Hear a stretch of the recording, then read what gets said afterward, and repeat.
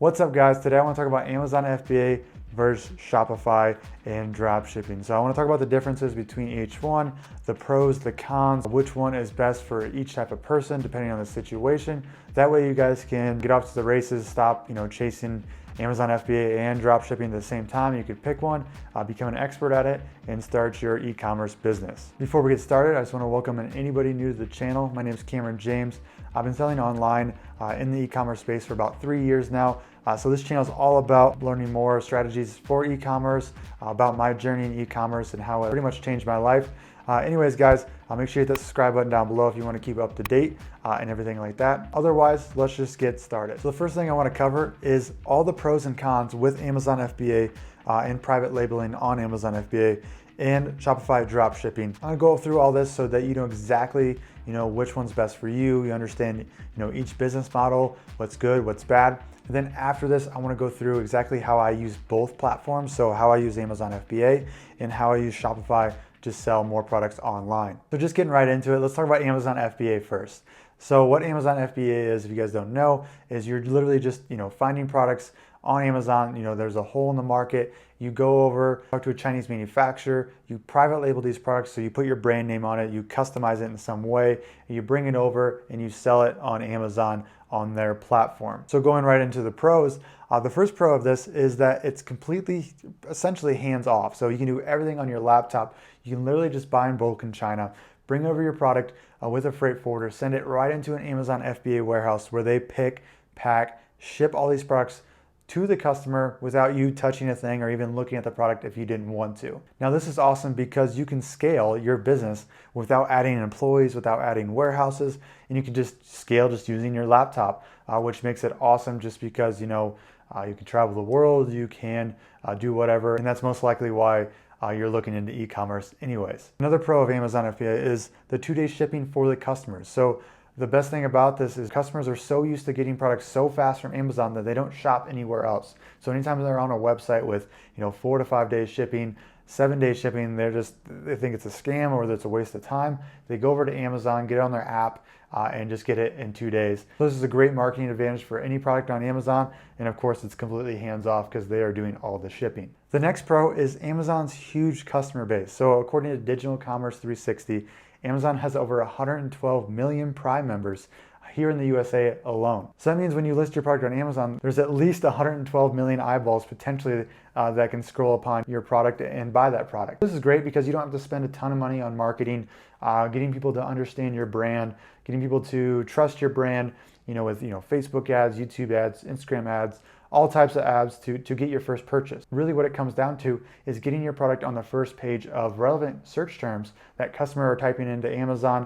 That way people organically see your listing, click it, and then buy it. So using common Amazon FBA strategies, you can get your product there and then just tap into this huge base of organic traffic for your product without spending a crap ton on marketing. Another pro, and one that I like a lot, is that you're able to customize your product. So you're not just shipping out one generic product to a customer.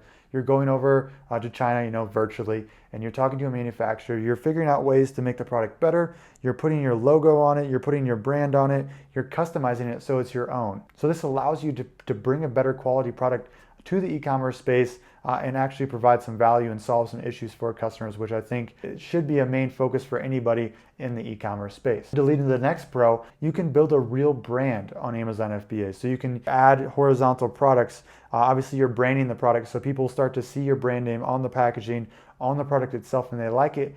They're going to do this really cool thing and start searching your name on Amazon, on Google, trying to find more products or trying to find more about your brand. So that's one thing I really love about private labeling products and using Amazon FBA to get started doing that. I'll tap into that a little bit more at the end there, talking about how I use both platforms. And then one final pro here is that Amazon handles all returns and most of the customer support. So you do have access to some customer support, but mainly when someone returns a product, Amazon's taking care of that. When someone calls into Amazon, they're taking care of that. So you can be as hands-off as possible, and again, not have employees, and you can scale your business. Next, let's talk about the cons. So there are some cons about this business that you need to know about and to make sure this is the right choice for you. The first one is that it's kind of expensive, especially if you do it right. So there are ways to minimize risk and minimize price and minimize investment when just getting started. But if you do it the right way, if you want to start out with the best chance to scale quickly and not waste a ton of time, this could cost you $1,500 to $3,000 right off the gate to get started and to buy your product in bulk. So that's probably the biggest con about Amazon and private labeling a product, is that you have to take a lot of risk by buying 200 units or 500 units or 1,000 units, whatever it may be. This could put you at a pretty high investment and make the risk a little bit higher for you. With that being said, the next con here is, it kind of ties into the big investment thing. When you're making that big investment and you're just picking one product to put $1,000 in or $2,000 in it, or whatever it may be, there's a lot of work to figure out what that one product is. And that means you have to do a lot of work with product research. It's probably the toughest part about the business. It can take up to 30 days to 60 days. It takes as long as it takes to find the right product for you to start on Amazon, just because you don't want to rush this process and pick a product that potentially could fail. So this is probably, like I said, the toughest part about the business. You really have to dig in. It's a lot of just grinding work. I tell a lot of my students, it's a terrible example, but it's like math homework, because you just do a little bit each day. You can't cram for a math test. You got to study for 2 hours a day. Do it on Monday, 2 hours on Tuesday, 2 hours on Wednesday. And then after a month of this, it finally kind of clicks. Same thing, with product research. It's the same process that it doesn't make sense. There's no rhyme or reason to it. Eventually you just figure out, what works, what doesn't, and what to look for, on the Amazon platform. So I hope that those metaphors made sense. I hope that wasn't too cheesy.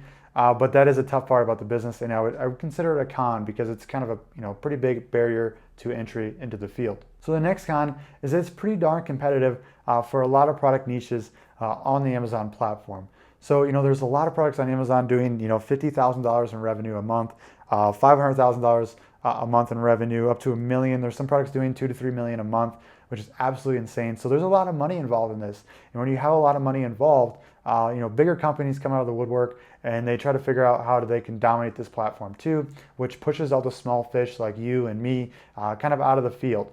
So the key is, if you do start, just a little advice, maybe start on the lower, end of it. And that can also get competitive, because as you can imagine, there's a lot of small fish trying to figure out how to make an extra $5,000 a month or $10,000 a month for these products. So going back to product research, you have to be creative finding your product, because a lot of niches are very, very competitive, because a lot of people have entered the field. And with it being very competitive, the next con is that it can turn into a price war very, very fast, which can eat up margins very quickly. So if you get into a field with a ton of competition and a lot of competition is entering the field, well, everybody's just going to slash their prices, because that's how Amazon works. One of the things about their algorithm is that if you have a lower price, they're more likely to rank you up in their algorithm, just because they want to provide the best price, the best product for the customer. And so what happens is you get a lot of people just cutting their price to razor thin margins. You have to do the same, or you'll get buried, and you can have price war that no one wants on Amazon if you pick the wrong category. So that's something to look out for. Another con about Amazon is that it's a very review-dominated platform. So what I mean by that is that if you have a product on Amazon you're trying to sell, but there's another competitor in the same field with thousands of reviews, you have pretty much no chance without a huge investment to boost your product up. Just because customers on Amazon are looking at reviews first. So if they have 4.5 stars with 5,000 reviews, well, that product is going to dominate that niche. So it makes it very hard for a new seller with no reviews, or if you get a few bad reviews, to really get started. So reviews are everything on Amazon, which makes it a little riskier, just because there's no impulse buying. There's no, if you have a different platform where you can have no reviews listed, well, people will still impulse buy this. Where on Amazon, if you have 0 reviews, or you have 5 reviews but you have a 3-star rating, you have really no chance. So this makes it really tough for beginners to get going, and something you should be aware about. So let's switch gears here and start talking about Shopify dropshipping. So the first pro of this, just like Amazon FBA, it's very scalable, right? It's all done on the computer. That's why you're probably in the space anyways. You can scale very quickly, because you're not housing any inventory.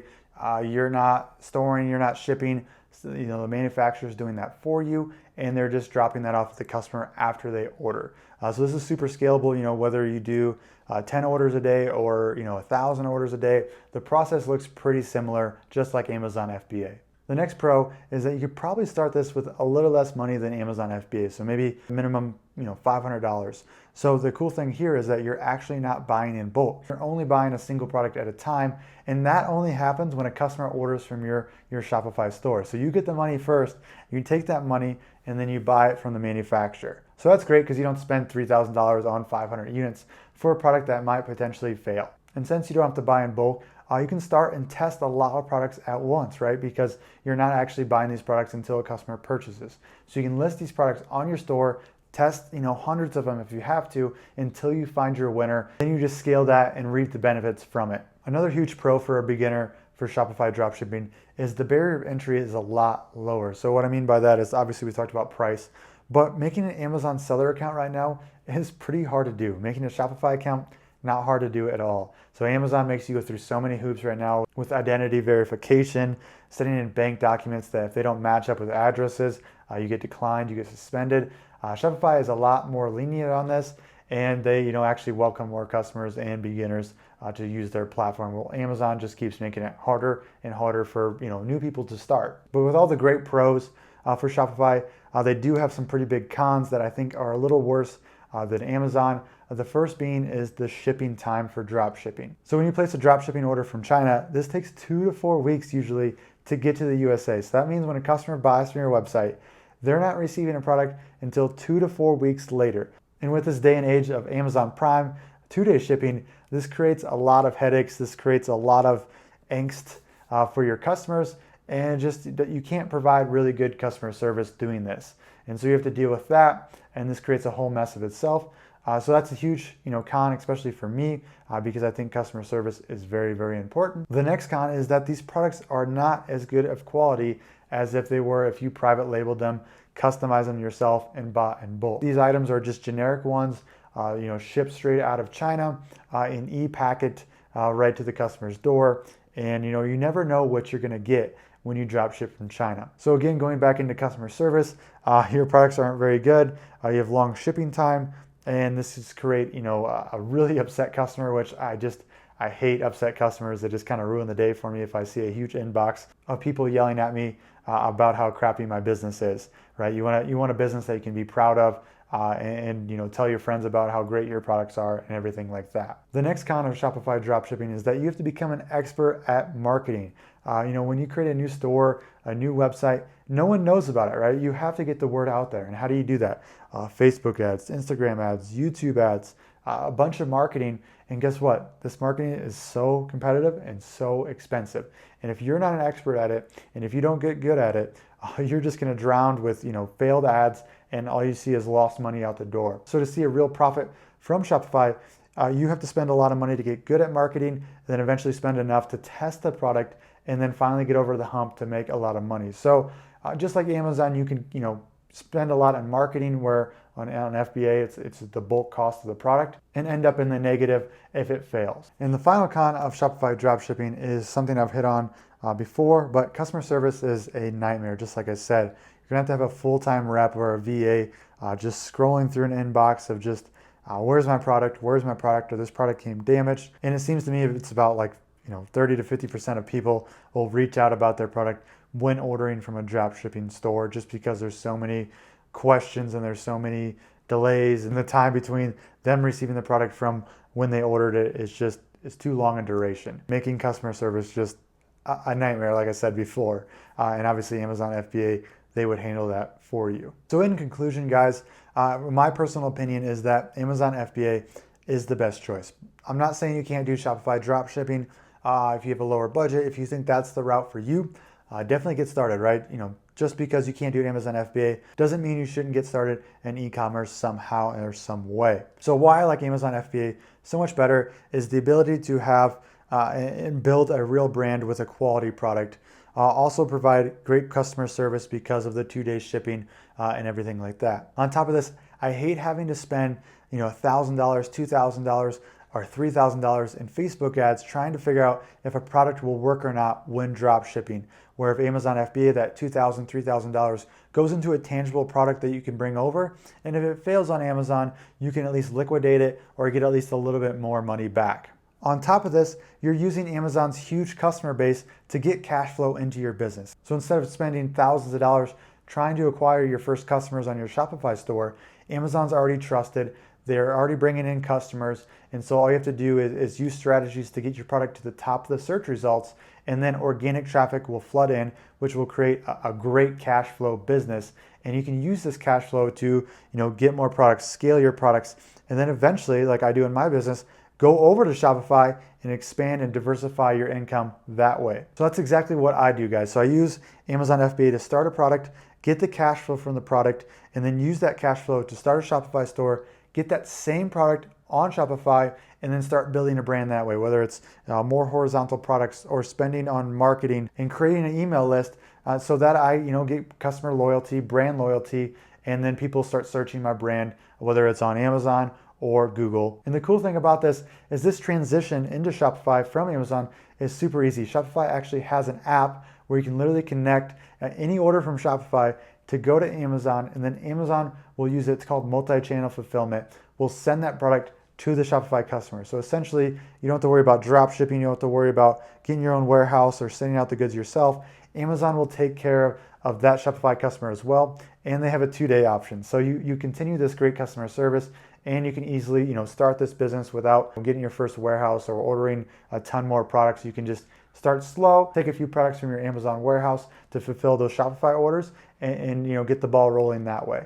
So that's exactly what I do with my Amazon business. I actually have a video if you guys need to figure out how to integrate Shopify and Amazon. I'll put this in the description below and also link it to this video so you guys can go watch that if you need to. But that is it, guys. I hope this helps you figure out which journey is best for you, whether it's Shopify or Amazon. But anyways, guys, if you got any questions at all, hit me in the comments down below. I'll try to help you make this final decision if you have any final questions at all. Otherwise, guys, go check out my Instagram, CameronJames.co. I'm trying to post more over there, and I appreciate a follow there. And you can reach out there on DMs as well if you got any questions at all. Otherwise, guys, that's it. We'll see you on the next one.